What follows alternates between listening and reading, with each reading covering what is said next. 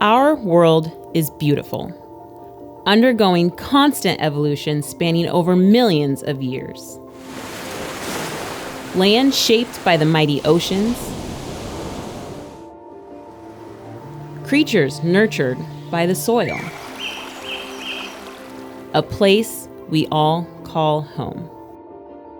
Though this home can be easily disrupted. Pollution flows through the water and air. Resources are in constant battle among species. But from the darkness grows hope. Many have seen the destruction and are fighting for a new, brighter future. Join Blank Park Zoo and our conservation partners in efforts to protect the plants and animals that call Earth home.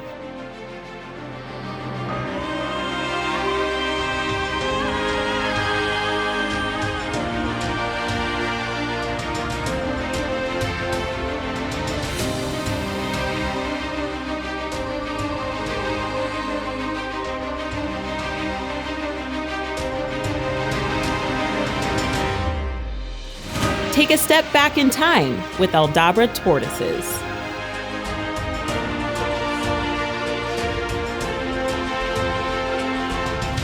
Explore the secrets of the Congo with okapi.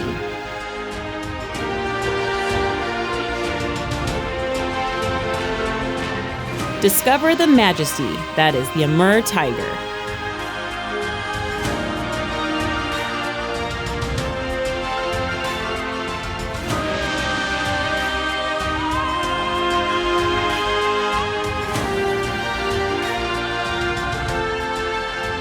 This is Hope for the Wild.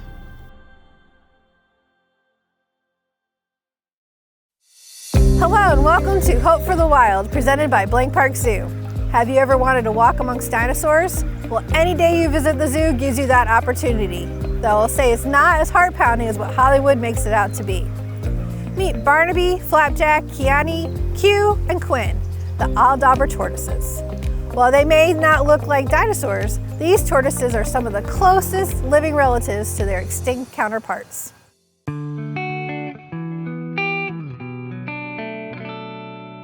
An Aldabra tortoise is the second largest species of tortoise. They are just a little bit smaller than the Galapagos tortoise. You can find Aldabra tortoises in the Aldabra Atoll, which is a series of islands just north of Madagascar. Typically, they can live to be 100, 150 years old. It's a little bit hard to study them because they are so long-lived. Currently, the oldest Aldabra tortoise is named Jonathan, and he is thought to be about 190 years old. They have a couple pretty cool adaptations to their environment in the wild. One of which that I think is really cool is that they can actually drink water through their nose, kind of like a straw.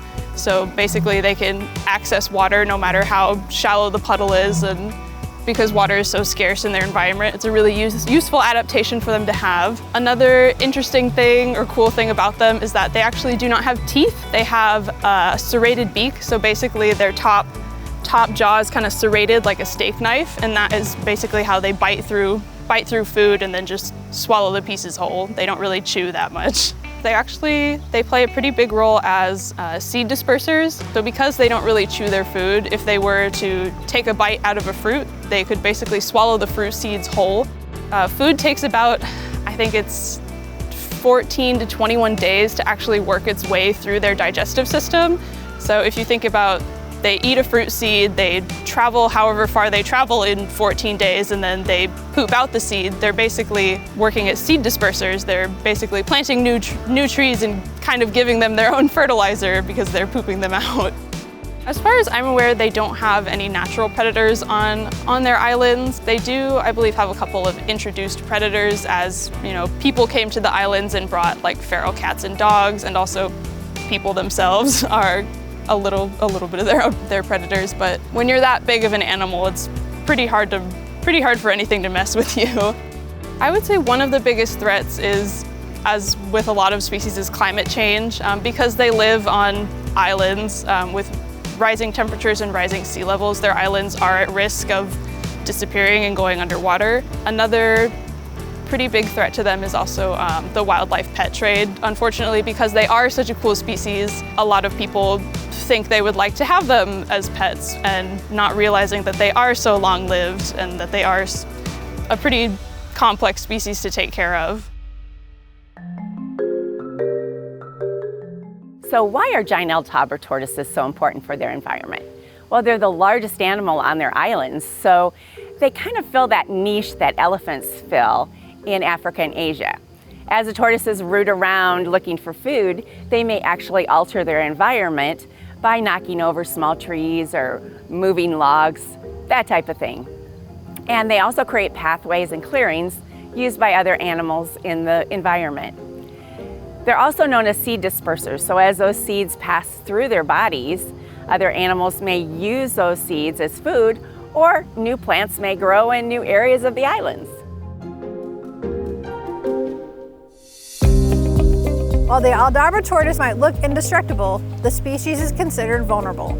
Cats and giant crabs, also native to the island of Aldabra, are natural threats to the animal. The biggest threat is habitat loss and poaching caused by humans.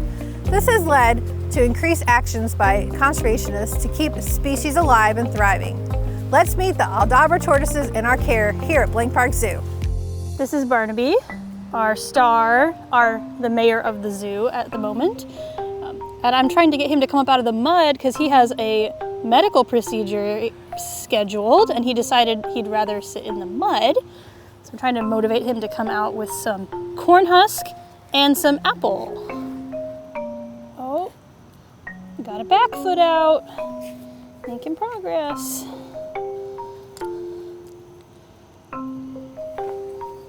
Good job.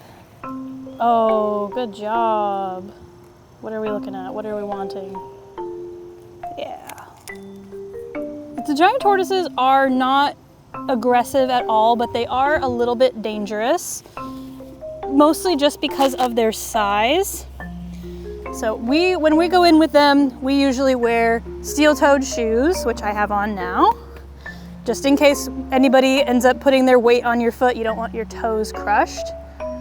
And then we just always try to be very aware of where they're going, especially Barnaby can tend to lurch suddenly. So we try to always stay at least a little bit away from him and keep our feet away from him as best we can. Here at Blank Park Zoo, we have 5 Aldabra tortoises. Our youngest 2 are both 17 years old. Their names are Quinn and Kiani, and they're actually brother and sister. They came here from the Tulsa Zoo.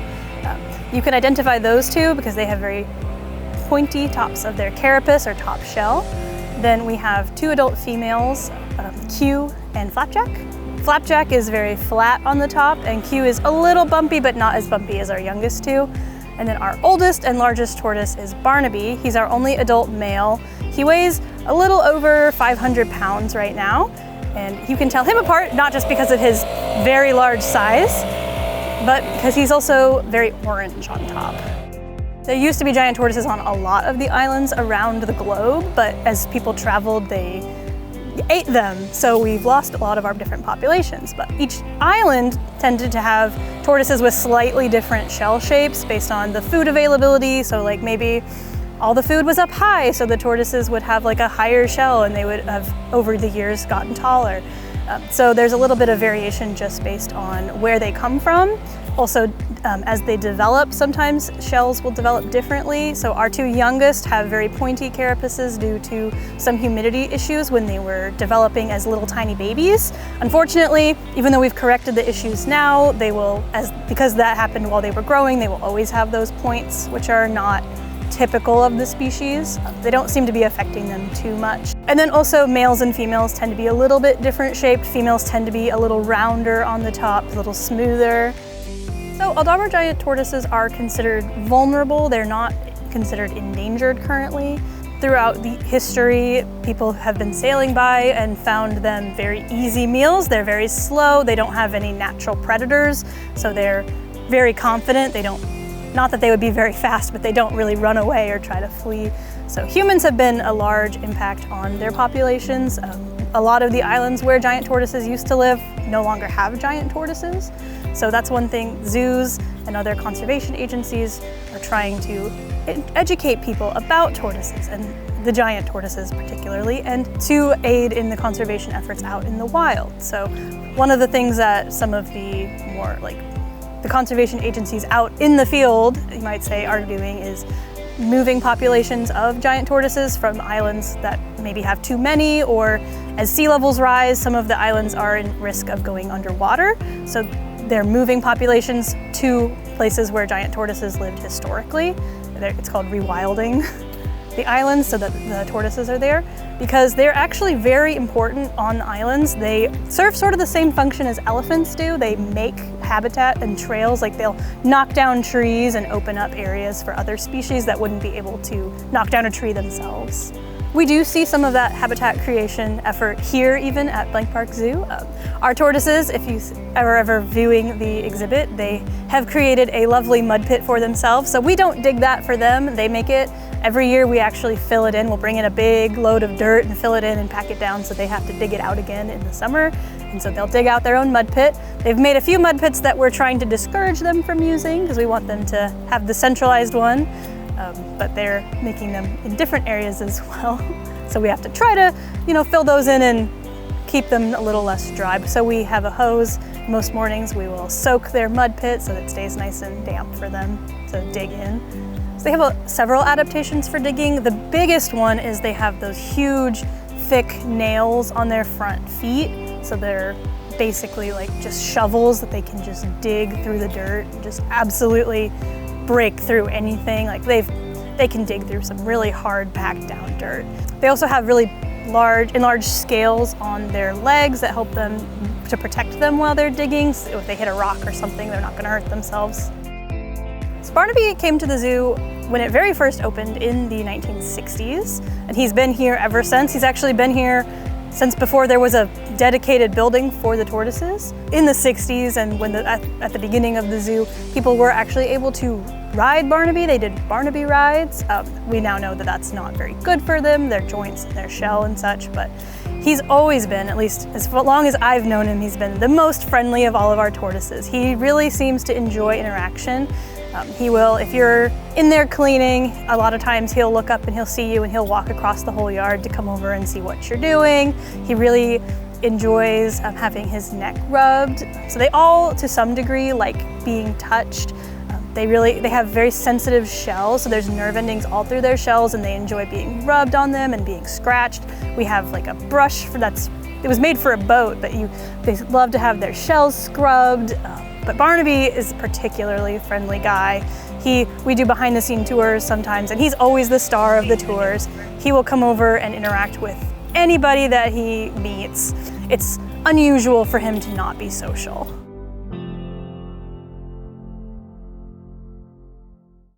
No, Barn, don't you want bath? Ah! No! Look, I have snacks for you.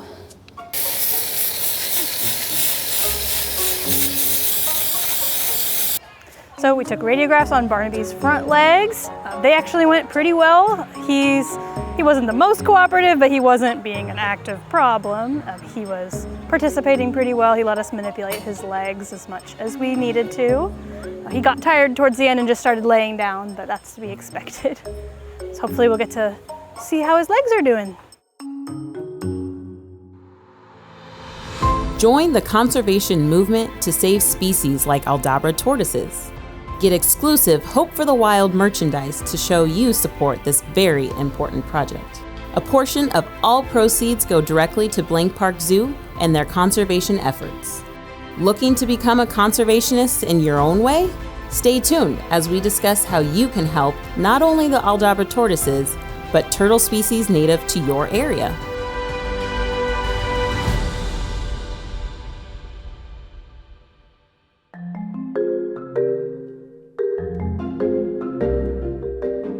What does an Aldabra tortoise do during the day? Well, some of the day they are active, browsing for food. The rest of the time they are sleeping. In fact, they can sleep around 18 hours a day. To avoid the midday heat, tortoises will find shady shelter under trees or bushes and will dig a pool or mud hole. This also helps protect them against mosquitoes. You're kind of dirty. Kind of a dirty tortoise. All of our tortoises have very big and different personalities. Barnaby's our biggest tortoise. He is a super friendly guy. He is usually very interested in interacting with our different keepers and volunteers. Our next tortoise, Flapjack, is very strong-willed. We call her the contrarian sometimes. She also really enjoys a good neck scratch.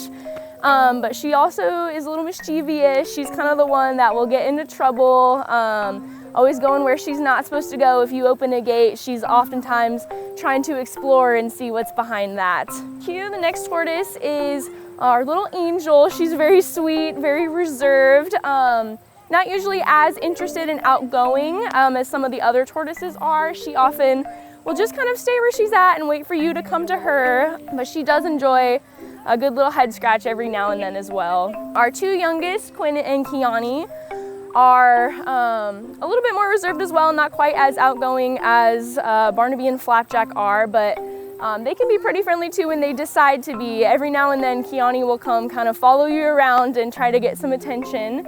All of our tortoises also really enjoy different snacks, so they all have their own favorite foods that they like to eat. Barnaby prefers collard greens. Most of our tortoises eat greens, but it's not really their favorite. But for Barnaby, that's his #1 favorite thing. It's the only thing he'll train for when we do training sessions. But most of the other tortoises prefer things that are orange, so they really like carrots and pumpkin and things like that they get as special treats. So this is Kiani. This is one of our 17-year-old tortoises. She is a juvenile female, so they'll be fully grown at around 25 years old, so she's got some growing to do. She currently weighs between 175 and 200 pounds. Which is a lot smaller than her brother, who's the same age. He currently weighs between 200 and 250 pounds. So she's a lot smaller, and that's because she's a female. So this is Quinn. This is our other 17-year-old tortoise. This is Kiani's brother. He is a juvenile male, so not fully grown yet. He will someday be around 500 pounds, just like Barnaby is, but he's still got several years of growing left to do. These guys can be, you can tell them apart from the other tortoises based on their shells. So the two youngest tortoises have more pointed shells than a lot of our others. Part of that is just natural variation in the shell shape. So there's lots of different types of shells that the tortoises can have. Part of it is also based on the husbandry and care that they received when they were very young. So 17 years ago when these guys were born, they were not given the exact proper conditions that they needed to grow properly. So these guys need to be at around 100% humidity for the first year of their life in order to develop properly, and they were not given that. So their shells are a little bit pyramided, which is very common in tortoises born in captivity. I train Quinn here. All of our tortoises have a primary trainer that works with them on just basic husbandry practices. So the training that we do with these guys is all for voluntary medical care. So we do a lot of desensitizing to people touching around their face, around their eyes, around their mouths, places that might be a little sensitive that they might not be super comfortable with. We also practice lifting up their feet and touching their toes and kind of playing with their tails. And some of our tortoises are even desensitized to a voluntary blood draw. So Barnaby is one of those that does a voluntary blood draw. So he's trained to hold out his neck and let us put a needle in his neck to draw some blood. So that helps us take care of them and make vet visits a lot less stressful. Female Aldabra tortoises can lay up to 25 eggs the size of tennis balls. Typically, only 3 to 5 viable young are hatched from a clutch, and in high-density populations, females may only lay 4 to 5 eggs. The Aldabra tortoise is one of many turtle species that face problems of habitat loss and poaching. Turtles are one of the oldest living species on Earth, meaning they can be found across the globe. Here are some ways that you can be a conservationist in your area. How people can help the Aldabra tortoise is One, just by coming here to Blank Park Zoo, a portion of every single ticket goes into helping our numerous conservation programs, which includes our lovely Aldabra tortoises. So just by coming and having a fun day at the zoo, you can help the Aldabra tortoise. Not everyone's gonna have a big Aldabra tortoise in their backyard, but chances are, if you live anywhere near a body of water, you've encountered a wild turtle at some point. The biggest things to keep in mind when interacting with any turtle species is to please give them their space. I know it can be really exciting, and most people know to avoid the big snapping turtle species for obvious reasons. But once again, the minimal to none human contact they get, the more likely they are to survive in the wild. Now, other things that you can do to help out specific species of turtles that might be going endangered or are threatened is just making sure that whatever wild space you might be around, to keep it nice and tidy. For example, I have a pond near my house, and lots of people love to go fishing in that area, but because of that, sometimes there's a lot of trash left behind. So it's very important, even if it's just going around your backyard or going to the nearest park and just picking up things that you see, a little bit of effort like that can go a long way when it comes to helping these species. So other turtle species that might need help, one in particular is the Blandings turtle, and that's actually a turtle that we can find right here in Iowa. It's also found in other parts of the United States like Illinois and Michigan, and currently here in Iowa it is threatened, but it is critically endangered in other parts of the country. So that is a major turtle species that multiple zoos across our country are currently working on to help their populations. And a lot of the reason why their numbers are going down is, a big part of it is loss of habitat. And another part of it is, as the temperature warms up, that also affects their egg populations as well. Turtles can play numerous roles in ecosystems. A big part of it is, since their diet is mainly plants, being herbivores, that they can help trim down certain plant populations that if they overgrow, they can affect other animals in their ecosystem. Another big thing is turtles love making burrows, and depending on the species of turtle, that can actually create homes for other animal species as well. So turtles are almost something that we like to call a keystone species, where they're not just only helping themselves out in the wild, but they can also affect and take care of other animals as well. Now, there are lots of similarities when it does come between turtles and tortoises. Obviously, they look a lot alike, and sometimes it can be hard to tell the difference unless you know these tricks. Number one is looking at their feet. Tortoises are more of a land animal, so they're gonna have more of a stocky, square-like foot in order to walk across the land and those rougher surfaces. Turtles are more of an aquatic animal, which means they spend a lot of time in the water. So their feet are gonna be more of a webbed pattern, or more able helping them swim in the water. So that's one big thing that you can check. Another big thing is their shell. There are some key differences between tortoise shells and turtle shells, because again, tortoises are more of an all-land animal and turtles are more of an aquatic animal. So for a more accurate size comparison between turtles and tortoises, I have this lovely sea turtle shell with me. Sea turtles are going to be some of the largest turtles that we can find on the planet. Just like the tortoises behind me, these sea turtles can live to be over 100 years old if given the opportunity. So the biggest things that we're looking at when we're looking at the difference between these turtles and tortoises are their shells. If you notice, my big sea turtle shell here is mostly smooth. There are a few bumps here or there, but overall it is a very smooth structure. And the reason for that is because they spend so much time in the water. Sea turtles obviously spend most of their lives underwater. So you need to be able to swim very well. And a smoother shell helps with those dynamics as they're swimming underneath the water. Now in comparison, our tortoises, the most they do is hang out in the mud, and that's about as close to water as they get most of the time. So they have a more dome-shaped, bumpier shell. And that just helps with their protection more since they're walking around land. That shell is very tough, that shell is very thick, and the bumpiness of the shell helps them protect from predators. Now obviously we're not going to have a lot of predators go after a turtle or a tortoise of this size, but for their younger cousins, these shells are very much a good strategy of protecting themselves in the wild.